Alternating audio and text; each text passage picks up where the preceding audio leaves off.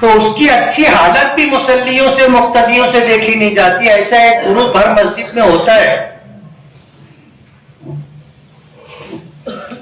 یہ پیغام چلانے کی ضرورت ہے کہ جس مسجد میں امام کو تنخواہ کم دی جاتی ہے اس مسجد میں تعمیر کے نام پر چندہ نہیں دینا چاہیے. میری بات سے ابھی آپ کو اختلاف ہوگا.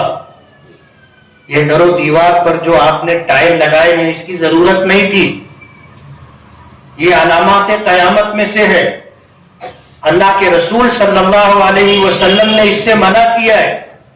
ہم مسجدوں کی تعمیر پر لاکھوں روپیہ خرچہ کرتے ہیں لیکن امام کو اچھی تنخواہ دینے کی ہمیں توفیق نہیں ہوتی.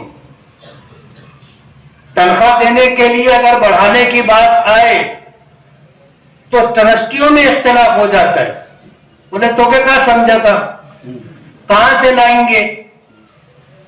کہاں سے لائیں گے؟ تم کیا اپنے گھر سے دے رہے، اپنی جیب سے دے رہے؟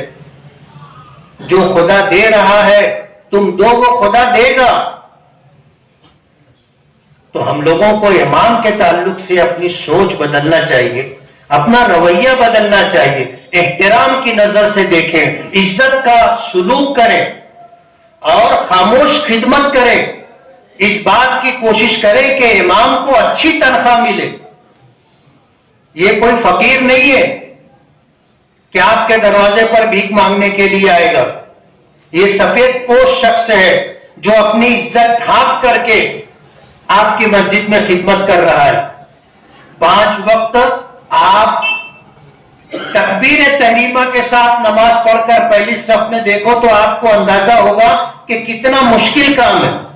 اور امام سردی ہو، گرمی ہو، بارش ہو، حالات اچھے ہو خراب ہو، وہ بیمار ہو تندرست ہو، خوشی کے موقع میں ہو غمی کے موقع میں ہو، نماز کا وقت ہوتا ہے سب کچھ چھوڑ چھاڑ کر کے اسے آنا پڑتا ہے. اور اگر امام کبھی تاخیر سے آیا